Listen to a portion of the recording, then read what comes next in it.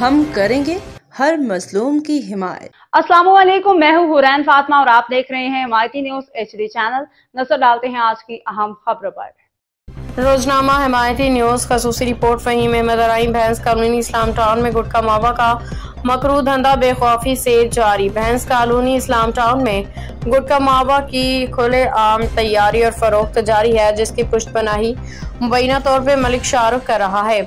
जराये के मुताबिक मलिक शाहरुख अपने करीबी साथी यासीन भट्टी के साथ मिलकर पुलिस को चकमा देते हुए गुटखा अपने ही घर में तैयार करवा रहा है। ये गैर कानूनी गुटखा मुख्तलिफ इलाकों में सप्लाई किया जा रहा है, जिनमें लट बस्ती, इस्लाम टाउन, हाजी महमूद बोटो, शेरिया टाउन शामिल हैं। मुकामी शहरियों का कहना है कि मुतअद्दिद बार पुलिस को इतला देने के बावजूद कोई मौसर कार्रवाई अमल में नहीं आई। यासीन भट्टी के करीबी साथी माजिद के ऊपर थाना सुखन में FIR दर्ज हुई थी, जिसकी जमानत करवा के अभी इन कामों में सरापा अमल है।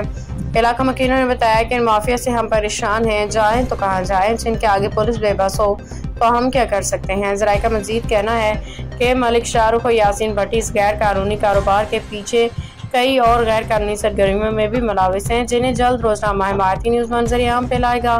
कानूनी पहलू। पाकिस्तान में गुटखा और मावा की तैयारी, फरोख्त, इस्तेमाल Sindh prohibition of manufacture and sale of gutkha and Mainpuri act 2019 के तहत सख्ती से ममनू है। कानून के मुताबिक गुटखा तैयार करना, बेचना, जखीरा करना या सप्लाई करना जुर्म है। खिलाफवर्जी करने वाले अफराद के खिलाफ कानूनी कार्रवाई की जा सकती है, जिसमें भारी जुर्माने और कैद की सजा शामिल है।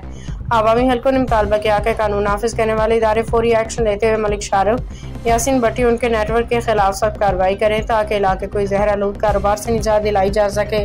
रिपोर्ट फहीम अहमद अराई, रोजनामा हिमायती न्यूज।